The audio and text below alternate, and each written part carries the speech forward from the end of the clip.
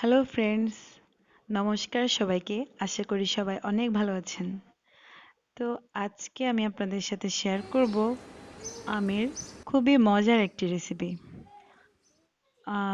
বড়রা তো পছন্দ করবেনই, তার সাথে ছোটরা চেটেপুটে খেয়ে নেবে। তো এই রেসিপিটি তৈরি করতে আম রোদে দেওয়ার কোনো রকমের ঝামেলা নেই। খুব সহজে রোদে না দিয়েই বছর মতো সংরক্ষণ করতে পারবেন আমের এই রেসিপিটি। তো আমের এই রেসিপিটির নাম হচ্ছে আমের মোরব্বা।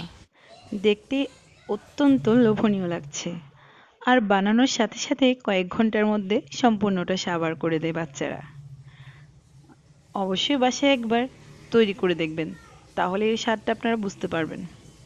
তো চলুন শুরু করা যাক। প্রথমে আমি না ছুলে এইভাবে আমগুলো খুব ভালোভাবে ধুয়ে নিব। আমগুলো খোসা ছাড়িয়ে কাটার পর এতে কিন্তু আর কোনো প্রকারের পানি লাগানো যাবে না। তো আমি এভাবে কেটে একটা থালের মধ্যে এভাবে ছড়িয়ে রেখেছি। তো এই পর্যায়ে আমি সামান্য পরিমাণের ৫ ফোড়ন হালকা একটু তেলে নিয়ে গুঁড়ো করে নেব। এতে কিন্তু গোটা গোটা মশলা খুব কমই ব্যবহার করা হবে। তো আমার ৫ ফোড়নটা ভাজা হয়ে গিয়েছে। এরপর আমি একটি প্যানে পরিমাণ মতো সরষের তেল দিয়ে দিচ্ছি। আমি সরষের তেলের পরিমাণটা একটু বাড়তিই দিয়েছি। এরপর এতে দিয়ে দিচ্ছি ৩-৪টি এলাচ আর তেজপাতা। তো এগুলো সামান্য একটু ভাজা হয়ে আসলেই আমি এতে কেটে রাখা আমগুলো দিয়ে দেব। এই রান্নাটির ক্ষেত্রে অবশ্যই খেয়াল রাখতে হবে চুলার আঁচটা যেন একদম লোতে থাকে, কেননা হাই হিটে যদি রান্না করা হয় তাহলে আমগুলো পোড়া লেগে যেতে পারে। আর এতে কোনো প্রকার ঢাকনাও ব্যবহার করা যাবে না। তো এ পর্যায়ে আমি এতে দিয়ে দিচ্ছি স্বাদ মতো লবণ। যেহেতু কাঁচা আম, তাই আমি এতে লবণের পরিমাণটা একটু বেশি দিয়েছি। তো এ পর্যায়ে চুলার আঁচটা লোতে রেখে এইভাবে একটু পর পর নেড়ে চেড়ে দিতে হবে, কেননা আমি এতে কোনো প্রকারের পানি ব্যবহার করছি না, হয়তো পোড়া লেগে যেতে পারে তাই। তো এ পর্যায়ে আমি দিয়ে দিচ্ছি ভেজে রাখা ৫ ফোড়নগুলো, দিয়ে আবার খুব ভালোভাবে নেড়ে চেড়ে দিলাম। তো কিছুক্ষণ জাল হওয়ার পর দেখতে পাবেন আমগুলো গলে যাচ্ছে। তো এ পর্যায়ে আমি এতে চিনি অ্যাড করব।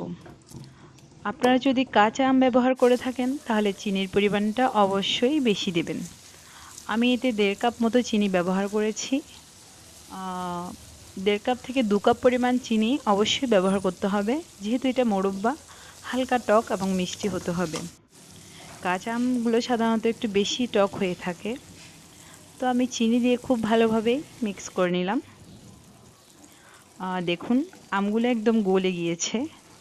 এতে কিন্তু কোনো রকম পানি যাতে না পড়ে সেটা খেয়াল রাখবেন, চামচেও যাতে কোনো প্রকার পানি না থাকে। যদি পানি থাকে তাহলে কিন্তু এটি নষ্ট হয়ে যাবে। তো আমি প্রথমে অল্প চিনি দিয়েছি, এরপর টেস্ট করার পর আবারও চিনি অ্যাড করলাম, যেহেতু বলেছি আগে এগুলো হচ্ছে কাঁচা আম। মোরব্বার ক্ষেত্রে অবশ্যই চিনি ব্যবহার করার চেষ্টা করবেন, যাতে রঙটা অনেক সুন্দর হয়। তো আমি অনেকক্ষণ জাল করার পর দেখুন আমগুলো ঠিক কতটা ঠিক হয়ে গিয়েছে। এইভাবে ঘন করে নিতে হবে, যাতে ঘনত্বটা একটু বেশি হয়। তো দেখে নিশ্চয়ই বুঝতে পারছেন। এরপর আমি এতে যে গোটা মশলাগুলো দিয়েছিলাম সবগুলো আমি তুলে নিচ্ছি। আপনারা চাইলে এটা ছেঁকেও নিতে পারতেন, তবে আমি না ছেঁকেই পুরোটা দিয়ে দিয়েছি। ছেঁকে নিলে একদম স্মুথ হবে বেশি। তো আমি এরকম একটা স্টিলের বাটি নিয়ে নিলাম। এতে আমি একটু তেল ব্রাশ করে নিয়েছি, যাতে খুব সহজেই ছাড়ানো যায়। এবার বাটিতে আমি এই মিশ্রণটা ঢেলে নেব। তো সম্পূর্ণটা ঢেলে নেওয়া হলে এবার আমি বাটিটা খুব ভালো করে ট্যাপ করে নেব, যাতে মিশ্রণটা খুব ভালো সেট আপ হয়, মানে কোথাও যাতে উঁচু নিচু না থাকে, তাহলে দেখতে অনেক সুন্দর লাগবে। কোনো জিনিস খাওয়ার থেকে দেখতে সুন্দর লাগলে খাওয়ার রুচিটা আরও বেশি বেড়ে যায়। তো আমি এবার সকালে করেছিলাম, সারাটা দিন আমি রেখে দিয়েছি। রোদে রাখিনি, রেখেছি ঘরেই। তো বিকেলের দিকে আমি দেখছি আমারটা শুকিয়ে গেছে প্রায়। এরপর আমি একটি ছুরি দিয়ে এভাবে চারপাশটা ছাড়িয়ে নিব। নেওয়ার পর দেখুন, নিজেরাই দেখুন দেখতে ঠিক কতটা সুন্দর লাগছে। তো দেখুন মোরব্বাটা দেখতেই কতটা লোভনীয় লাগছে। মা বাবাদেরকে বলছি, আপনাদের ছোট ছোট বাচ্চাদেরকে বাইরে থেকে চিপস চকলেট কিনে না খেয়ে এইভাবে আমের সিজন থাকতে আমের মোরব্বা বানিয়ে বয়াম ভরে রেখে দিন। আসলে ঘরে তৈরি সব খাবারই হচ্ছে স্বাস্থ্যকর ও পুষ্টিগুণ সম্পন্ন। তো বাচ্চাদের চেষ্টা করবেন অবশ্যই বাইরের খাবার না খাওয়াতে।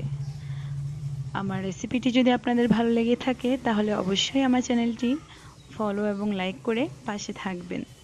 আর হ্যাঁ, আমার একটি ইউটিউব চ্যানেল রয়েছে, যদি ভালো লাগে অবশ্যই আমার চ্যানেলটি সাবস্ক্রাইব করবেন।